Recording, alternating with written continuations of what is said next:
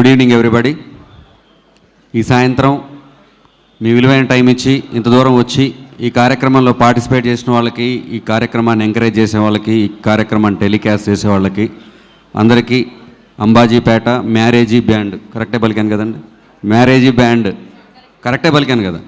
Marriage band team తరపున హార్దిక స్వాగతం.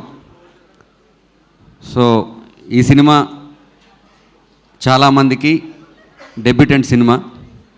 So debutant cinema కాబట్టి ఫస్ట్ వాళ్ళందరికీ ఆల్ ద బెస్ట్ చెప్తా ఉన్నాను. డెఫినెట్గా ఒక మంచి ప్లాట్ఫామ్ అవ్వాలి మీకు. ఇక్కడ నుంచి మీ మొదటి అడుగు బలంగా సాగాలని మనస్ఫూర్తిగా కోరుకుంటా ఉన్నాను. అండ్ కమింగ్ టు ఈ కైండ్ ఆఫ్ సినిమాస్లో నేను ఇప్పుడు గీతా ఆర్ట్స్ అనుబంధంగా నేను 4 సినిమాలు రాశాను. అలవైకుంఠపురం రాశాను, అదిరిపోయే హిట్ ఇచ్చారు. ఆ తర్వాత వెన్రో భాగ్యం విష్ణు కథ రాశాను, ట్రెమెండస్ హిట్ చేశారు. తర్వాత బేబీ రాశాను, బేబీని మీ మనసులో పెట్టుకున్నారు. ఇప్పుడు అంబాజీపేట మ్యారేజ్ బ్యాండ్. ఈ మోత మీరు ఆంధ్రప్రదేశ్ అంతా మోగిస్తారు, తెలంగాణ అంతా మోగిస్తారు, అది నాకు తెలుసు, అందుట్లో డౌట్ లేదు. చాలా సాహిత్య విలువలు ఉన్న పాటలు రాసే అవకాశం నాకు ఈ సినిమాలో ఇచ్చింది. ఈ సినిమానే కాదు, బేబీలోనూ నేను అద్భుతమైనటువంటి పాట సాయిరాజ్ గారు ఇక్కడే ఉన్నారు, నాతో రాయించారు. దేవరాజ సేవ్యమూర్ధని ఇలాంటి పాట నేను రాయగలిగాను. ఈ సినిమా మొత్తంలో నేను 3 పాటలు రాశాను, చాలా నాకు నచ్చిన పాటలు. అయితే ఇందులో మనం ఎప్పుడూ కూడా ఒక పెయిన్, లవ్ అనేది ఎప్పుడూ ఒక పెయిన్ లాగా ఉంటుంది. మనకిష్టమైన వాళ్ళు దూరం అయిపోయినప్పుడు మనకున్నటువంటి అశక్తత వల్ల జనరల్గా మనం ఏం చెప్తామనంటే దేవుని తిట్టేస్తాం. మనకిష్టమైన వాళ్ళు దూరం అయిపోగానే ఆ పెయిన్ వస్తుంది. ఆ పెయిన్ చెప్పడానికంటే దర్శకుడు తాలూకు అభిరుచి చెప్పడానికి నేను లైన్ చెప్తా ఉన్నాను, పాట గురించి చెప్పడం గురించి కాదు. కాకిగూటిలో కోకిలమ్మకి కొంతకాలమే చోటునిచ్చిన కాలమెంత చెడ్డది అని.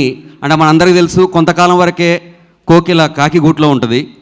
అలాంటి కాకిగూటిలో కోకిలమ్మకి కొంతకాలమే చోటునిచ్చిన కాలమెంత చెడ్డది అనేటువంటి లిరిక్ నాతో రాయించారంటే first of all as a లిరిసిస్ట్గా, ఒక సాహిత్య అభిమానిగా my special thanks to you sir, మీరు ఒప్పుకున్నందుకు దుష్యంత్ గారు. సో ఇండియాలో క్రికెట్లో బాగా ఫేమస్ ఎంఎస్ ధోని గారు ఫ్యాన్స్ అంతా ఇక్కడ చాలామంది ఉంటారు. This is also combination of MSD, Venkatesh మహా గారు, అదేవిధంగా మన మాస్ మూవీ మేకర్స్ తర్వాత ఇప్పుడు మళ్ళీ మొగిలినేని పిక్చర్స్ అని వచ్చింది. ఫుల్ఫిల్ అయిపోయింది. 3 Sలు మీ ముందే ఉన్నాయి. సుహాస్ ఉన్నారు, ఇక్కడే శరణ్య గారు ఉన్నారు, శివాణి గారు ఉన్నారు. ఎస్ కవర్ అయిపోయింది. ఈ సినిమాకి మెయిన్ పిల్లర్స్ అయినటువంటి వాళ్ళు ఎండింగ్లో ఉన్నారు, వాళ్ళే ధీరజ్, మొగిలినేని, దుష్యంత్ గారు. ఎంఎస్డి అంత సక్సెస్ అవుతుంది, ఈ సినిమా కూడా ఆయనలాగా సక్సెస్ అయ్యాడు, అంత సక్సెస్ అవుతుంది ఈ సినిమా.